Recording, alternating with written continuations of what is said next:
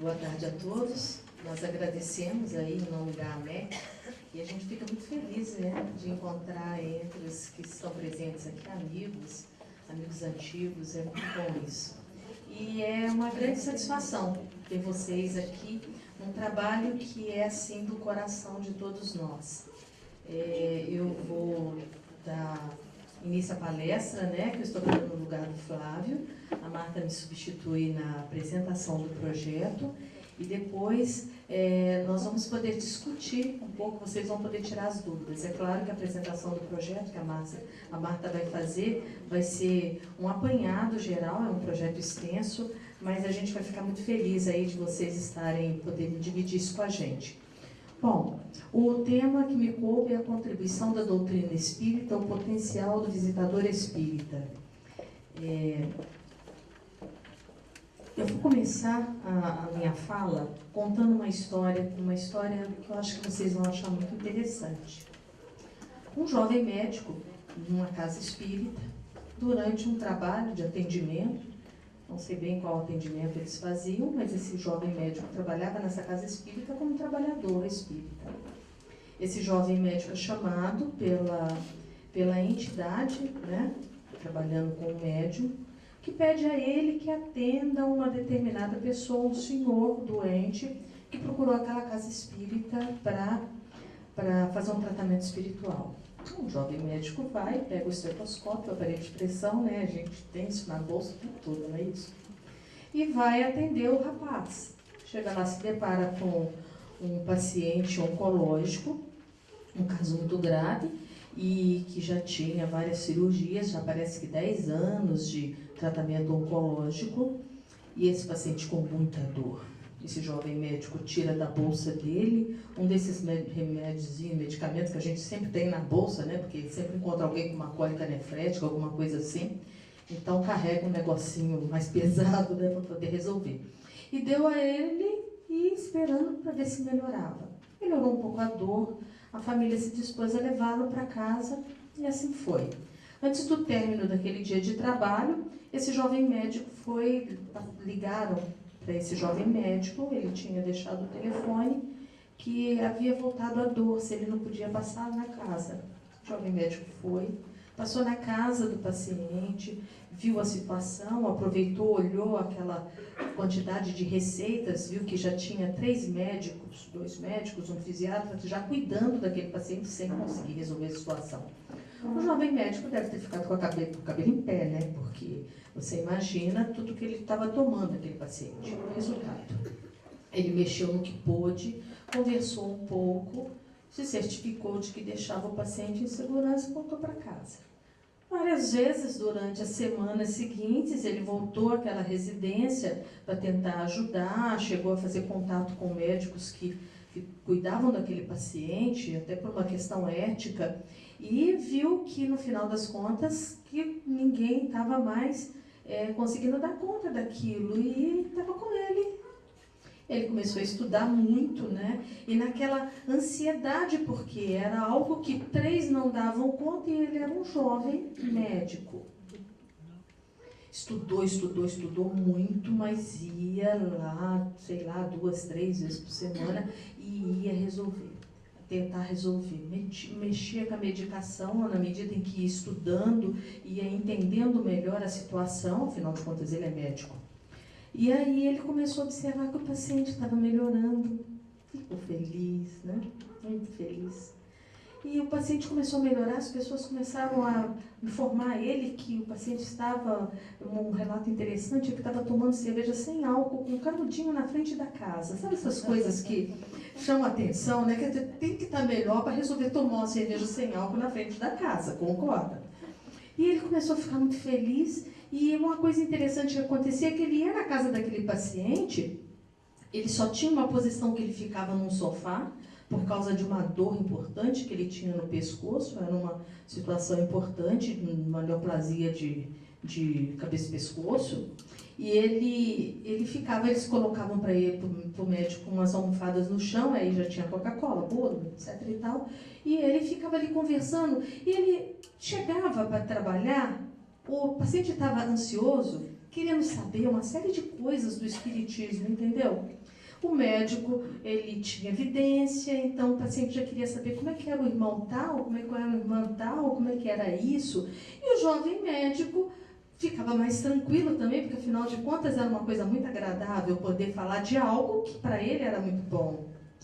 E nisso, o trabalho foi andando. Quando o paciente já estava bem malzinho, no fim para desencarnar, ele recebeu um recado daquela mesma entidade lá daquela casa espírita, que ele continuava trabalhando, avisando a ele que ele se preparasse, que ele ia ter que mentalizar um jardim em algum lugar, uma ponte que passava de algum lugar para aquele outro lugar, e lá ele ia deixar esse paciente e ele ia voltar.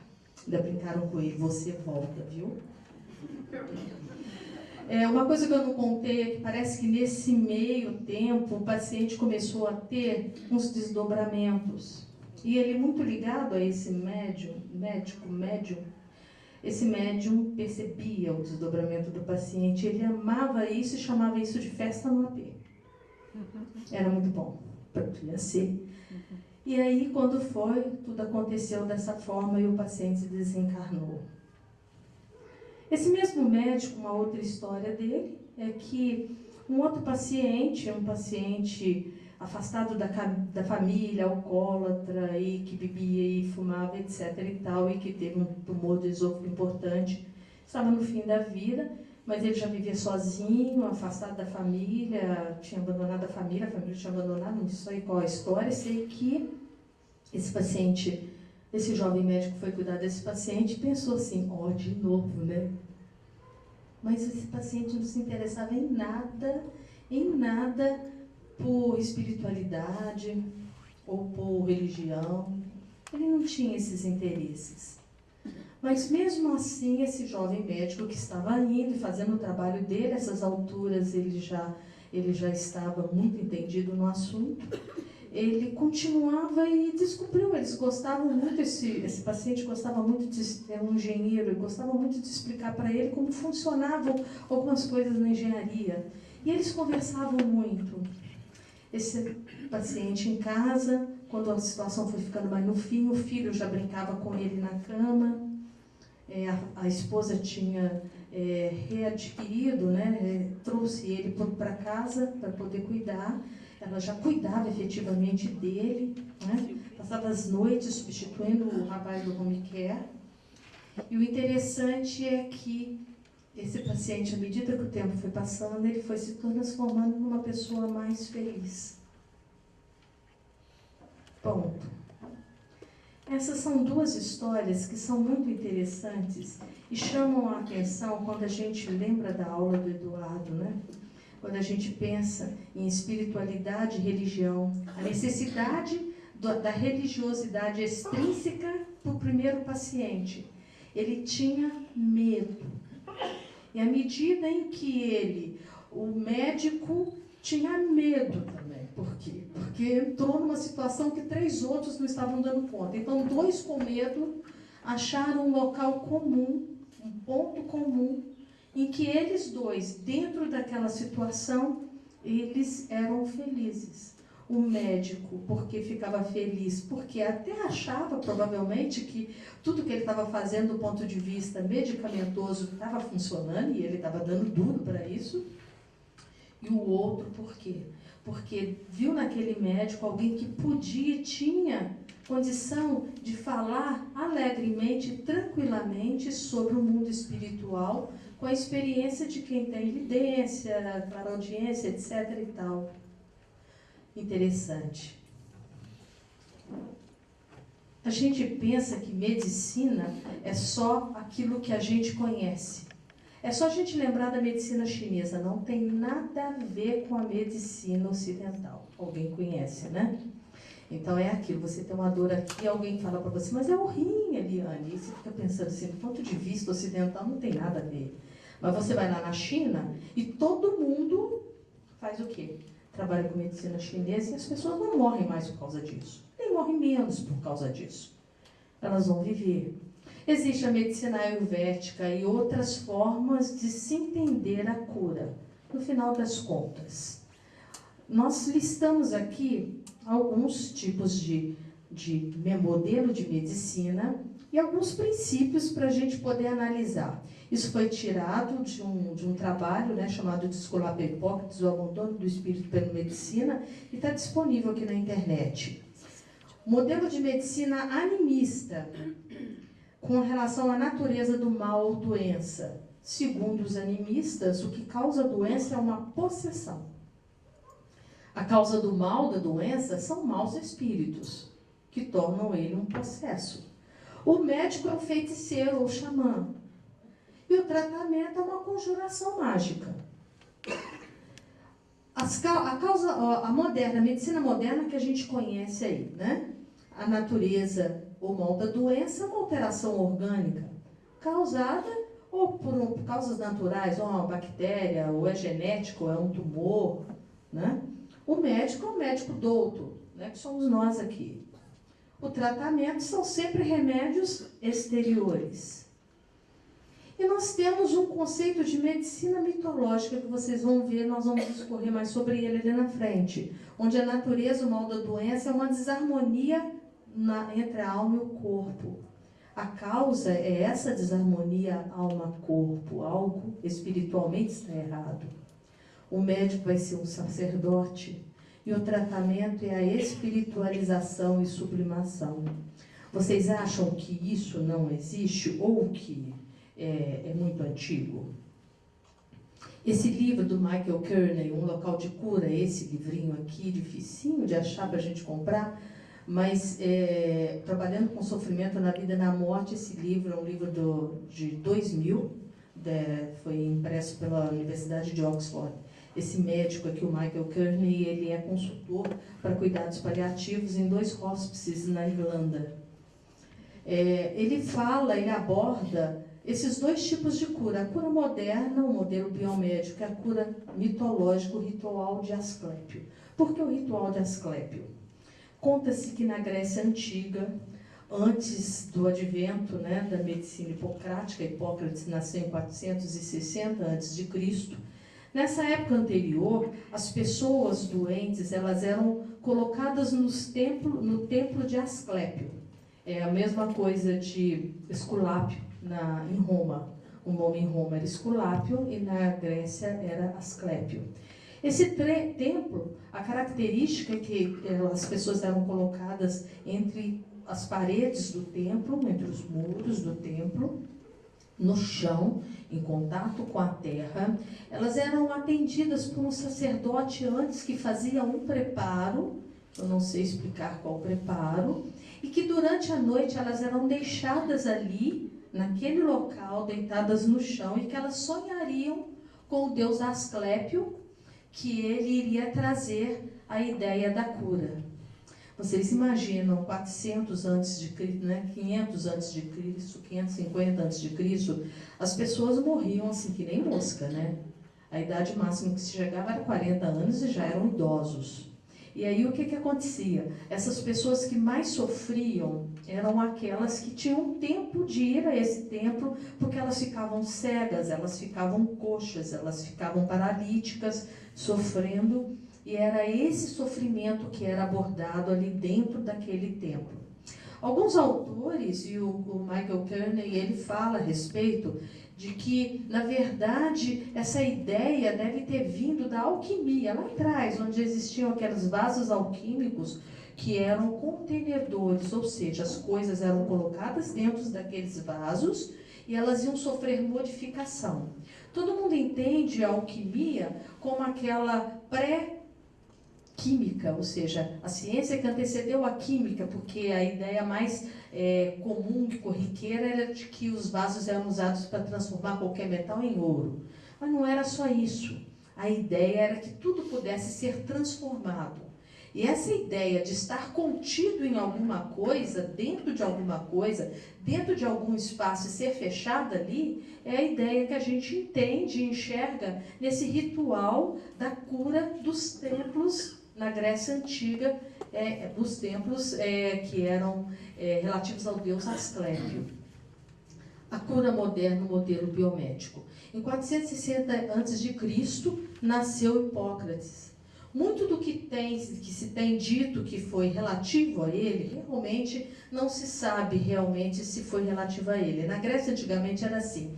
Eles somavam uma série de fatos e depois de 50 anos alguém escrevia. Então, aquela história, de repente você já estava escrevendo a história do vizinho, já não era nem a dele, né? Mas muita coisa que foi escrita pode não ser relativa a ele, mas uma coisa se sabe. Ele foi o primeiro a pegar sequências de acontecimentos, ordená-las, buscando uma causa, um diagnóstico e uma forma racional de tratar. A princípio era chamada medicina profana, né? Profana por quê? Porque eles estavam saindo de uma situação de espiritualização e sublimação, que nós vimos lá atrás, né, relativa à cura mitológica, para uma situação externa com o uso de ervas e de outras substâncias, que se buscava tratar a doença da pessoa.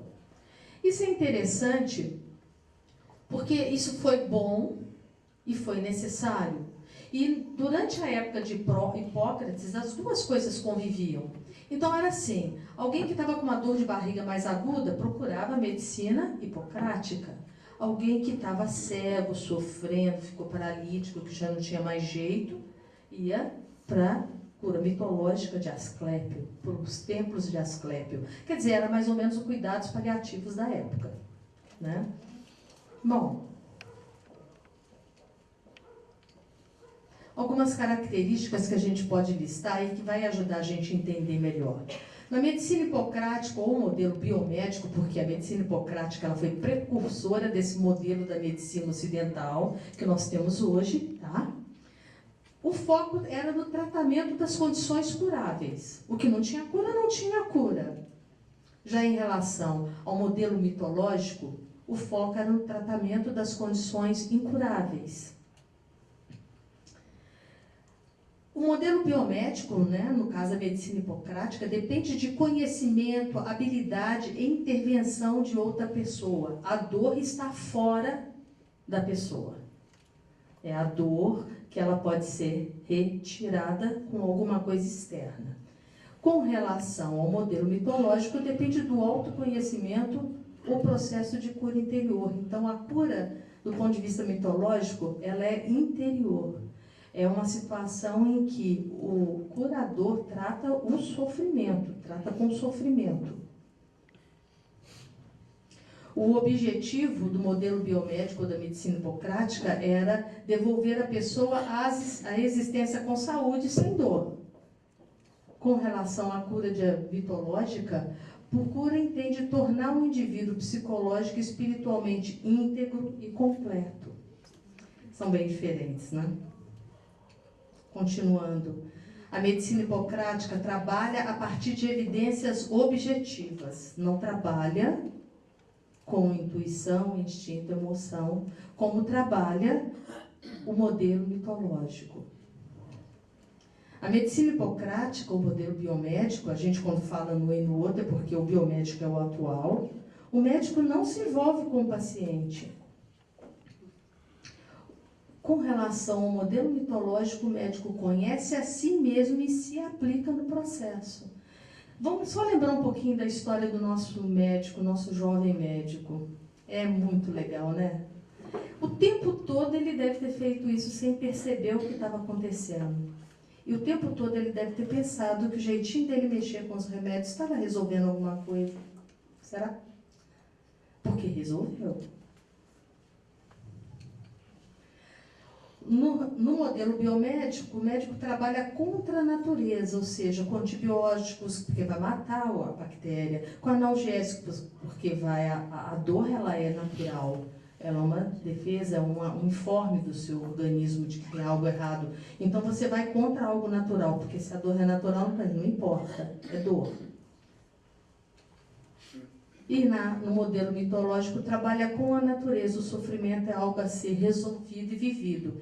Em relação à teoria de que esse modelo mitológico veio da alquimia, é muito interessante a gente observar, e é muito bonito aquele livro que eu mostrei para vocês. Por quê? Porque ele consegue fazer uma metáfora, aquele autor, Michael Kahn, ele faz uma metáfora entre o vaso contenedor do alquímico, do alquimista, como as paredes do vaso como sendo a imobilidade do paciente doente, que está acamado, preso ao leito. O vaso em si como sendo a dor e o sofrimento. Então ele entende que aquilo é um processo que existe e que a cura vai ter que vir a partir do que existe e não a partir de algo externo. Ou seja, vai ser dissecando aquele fato, aquela dor, aquela doença, vai ser destrinchando aquela situação, né, tanto a de saúde quanto a emocional, que ele vai conseguir se curar. É muito bonito mesmo. E quando a gente lembra, né, no caso que eu falei com vocês, algumas coisas em relação, a gente já pode tirar daquele caso. O coping religioso positivo foi 10. A situação de espiritualidade não religiosa do segundo paciente, 1000. E o entendimento daquele médico a respeito, talvez 0, mas a intuição dele, 10.000. Por quê? Porque, na verdade, a religião ali foi tudo de bom. O coping religioso positivo, tudo que aquele paciente precisava, estava ali. É como mostrou o Eduardo, né? Por isso que hoje estão se perguntando o que você quer ver? Quer que chame alguém? Que tipo de religiosidade te interessa? Você quer conversar com alguém? Porque sabe-se que, olha a diferença de você ter um paciente desse tomando cerveja sem álcool, de canudinho na frente de casa, antes de morrer, antes de desencarnar. Nós que vamos trabalhar com capelania, e essa é a nossa proposta, é isso aqui que a gente vai viver. Idosos acompanhados, assistidos, pessoas que estão tendo um fim da vida totalmente assistida, outros nem tanto. Histórias de vidas que a gente não conhece, mas parece que esse senhorzinho quer muito contar pra gente. Os olhão dele, olha, pra câmera. A enfermeira, a equipe de enfermagem, o pessoal, aí não é uma selfie, mas o pessoal posa para selfie, né, o tempo todo. Mas esse pessoal, nós todos sofremos muito. Pessoas que não pode se comunicar como ao lado. Ali a situação das equipes de enfermagem, do pessoal que trabalha nos hospitais. Essa jovem, né, que parece muito calma, talvez num tratamento oncológico, outra distante que a gente não tem como saber como está. O desespero do profissional, talvez um jovem profissional, está aumentando muito a incidência de suicídio entre jovens residentes, né? A fé daquela paciente, junto ao Papa, foi buscar na sua fé. E o desespero de família, pessoas que nós não conhecemos, pessoas que estão junto a esses doentes, que estão vivendo esse problema dentro de casa ou no hospital. São com essas pessoas aí, ó. Olha lá, paciente 1, paciente 2, vamos lá, paciente 1, paciente 2, sei lá, aquele, do caso do jovem médico, quantos deles estarão aí? Bom, nós somos espíritas. E quando a gente fala que a gente é espírita, a gente fala assim, nossa, a gente tem um baita de uma ferramenta, né? Olha, a gente entende de tudo, a gente conhece a reencarnação, a gente sabe da vida após a morte, né? A gente valoriza os sentidos especiais, a mediunidade, valoriza tudo isso, a gente sabe de tudo, né? E sabemos um pouco mais, mas vocês vão ver como é interessante. Isso aqui é o Consolador, no item 95, eu vou fazer algumas leituras e vocês vão ver que interessante algumas relações que a gente pode ter. Em face dos esforços da medicina, como devemos considerar a saúde? Segundo Emmanuel, para o homem da Terra, a saúde pode significar o equilíbrio perfeito dos órgãos materiais. A medicina biomédica, né? O modelo biomédico, né? Para o plano espiritual, todavia, a saúde é a perfeita harmonia da alma. É um modelo mitológico?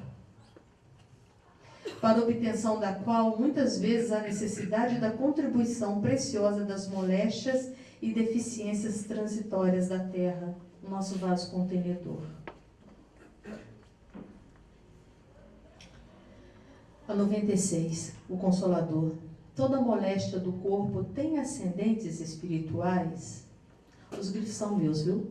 As chagas da alma se manifestam através do envoltório humano. O corpo doente reflete o panorama interior. A patogenia é um conjunto de inferioridades do aparelho psíquico, e é ainda na alma que reside a fonte primária de todos os recursos medicamentosos definitivos. A gente pode encher de antibiótico, pode dar o que quiser, que definitivamente essa doença ou qualquer doença só vai se curar com a melhora espiritual. Se as enfermidades são de origem espiritual, é justa a aplicação dos medicamentos humanos, a cirurgia, etc. Afinal de contas, o que a gente está fazendo aqui, né? Está valendo a pena? Estamos fazendo tudo errado? Olha o que ele diz. O homem deve mobilizar todos os recursos ao seu alcance em favor do seu equilíbrio orgânico. Por muito tempo ainda, a humanidade não poderá prescindir da contribuição do clínico, do cirurgião, do farmacêutico, missionários do bem coletivo. Quando, porém, o homem espiritual dominar o homem físico, os elementos medicamentosos da terra estarão transformados na excelência dos recursos psíquicos. E essa grande oficina achar-se-á elevada a santuário de forças e possibilidades espirituais juntos das almas. Então, o modelo biomédico... Nossa, 15 minutos. O modelo biomédico, no final das contas, não tinha nada de errado. Eu estou lá comemorando que eu via lá, ó. Tá vendo só? Não tinha nada de errado com o modelo biomédico. Ele estava na hora certa de chegar. Porque nós não estávamos ainda preparados como humanidade para viver a experiência da cura espiritual na sua plenitude. Mas vamos seguindo. Pergunta 102. Podem os espíritos amigos atuar sobre a flora microbiana nas moléstias incuráveis, atenuando o sofrimento das criaturas? Sim, as entidades amigas podem sim diminuir a intensidade da dor nas doenças incuráveis, bem como afastá-la completamente, se esse benefício puder ser levado a efeito no quadro das provas individuais, se isso foi interessante para quem? Para o corpo ou para o espírito? Para o espírito. Sob os desígnios sábios e misericordiosos do plano superior. No final das contas, a situação que o modelo biomédico cuida é nada mais nada menos do que a ferramenta de elevação espiritual. Porque a própria dor é uma ferramenta de elevação espiritual. Isso é simples. E é só a gente lembrar de Obreiros da Vida Eterna. Quem se lembra desse livro?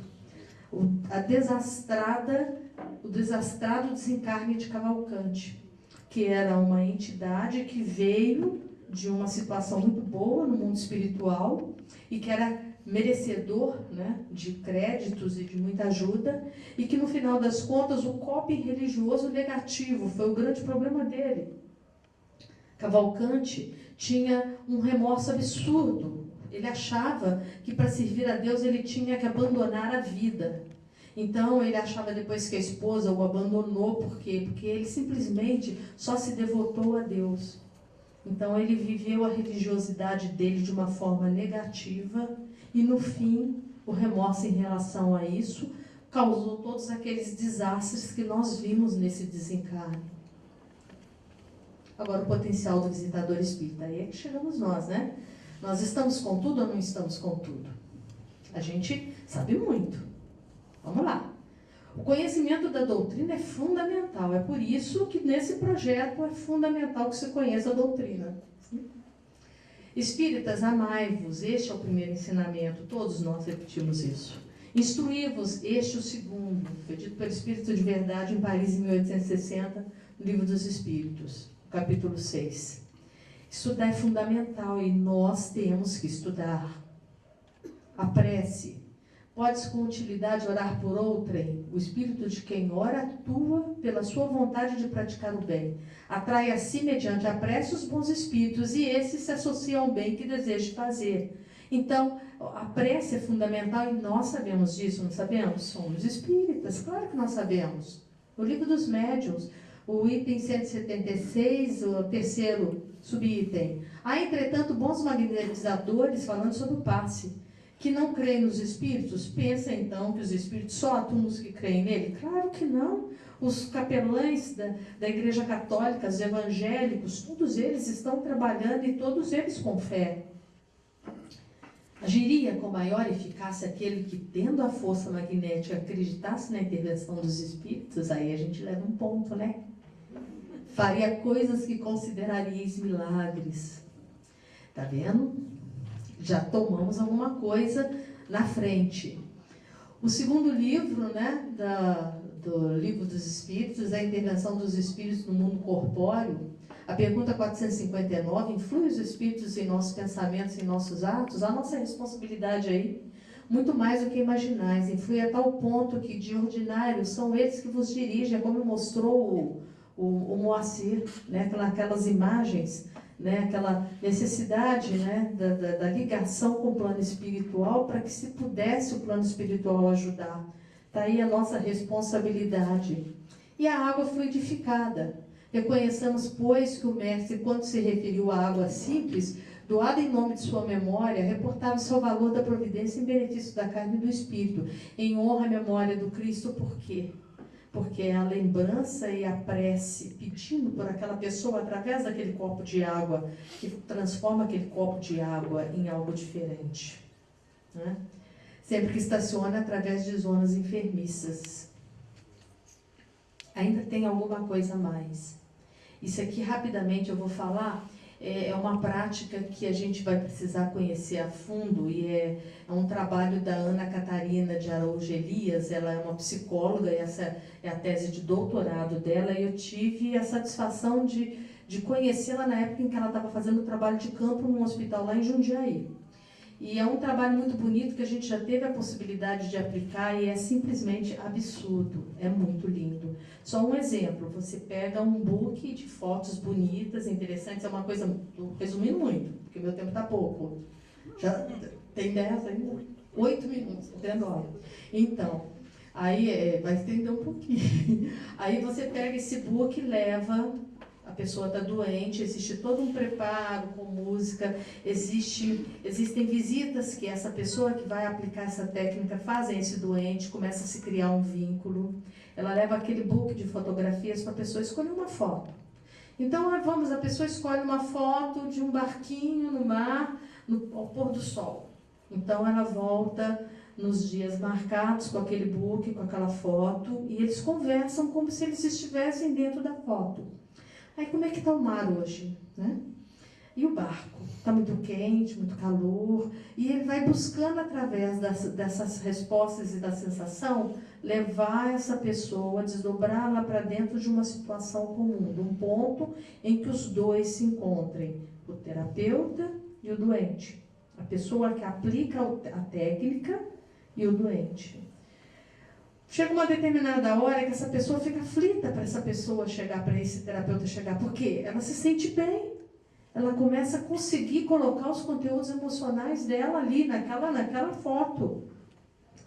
E chega uma hora em que ele já consegue viver mais dentro daquela foto do que na realidade. E isso eleva o padrão vibratório e faz com que quem vai conseguir encontrá-lo? Entenderam? Porque na hora da passagem, o padrão vibratório com o qual nós vamos para lá, não adianta ter mérito, porque Cavalcante tinha muito mérito. E foi um terror para conseguir fazer com que ele, no plano espiritual, conseguisse se recuperar. Por quê? Tudo que ele via na hora do desencarne dele era aquelas desgraças, né, que a vidência aberta do fim da vida podia mostrar a ele no padrão vibratório em que ele se encontrava, preso do remorso, do desespero. Ao passo que essa é uma técnica, eu não estou falando de uma técnica espírita, eu estou falando de uma técnica de um psicólogo, e essa técnica está correndo o mundo inteiro conhece esse trabalho. E concluindo, acho que eu estou no meu tempo, tá vendo? Concluindo sobre o potencial do visitador espírita, Somos todos cuidadores feridos, todos nós. Não tem ninguém aqui que é saudável, normal. Somos todos cuidadores feridos, mas é este cuidador ferido que constituirá o espaço para conter o sofrimento do outro. Olha o exemplo do jovem médico, apavorado, desesperado, quando ele viu que conversar era tão bom, ele se curou da sua angústia. E o espaço em que os dois se encontraram foi o mesmo espaço que curou o médico, curou o doente. Entenderam? A tranquilidade do médico foi encontrada no momento em que o paciente demonstrou interesse pelos conhecimentos espíritas dele, que era muito mais fácil do que a medicina, para ele. Somos todos cuidadores feridos, mas é este cuidador ferido que constituirá o espaço para conter o sofrimento do outro. Autoconhecimento e o trabalho interior serão fundamentais sempre e constantemente. Quem for participar desse projeto, a ideia é que estejamos sempre conversando sobre isso. O bom contenedor, que eu coloquei entre aspas contenedor, porque vocês vão ver, isso aí é uma conclusão que o pessoal do Palio Latinoamérica, em 2011, fez a respeito de um trabalho do Michael Kearney. E aí eu coloquei a referência embaixo, mas por isso contenedor é um termo que eles usavam como espanhol que eu não conseguia traduzir. O bom contenedor será aquele que fortaleceu o seu self, e não aquele que usar a doutrina como conhecimento exterior. É como mostrou o Eduardo. O coping religioso externo é aquele, de fachada.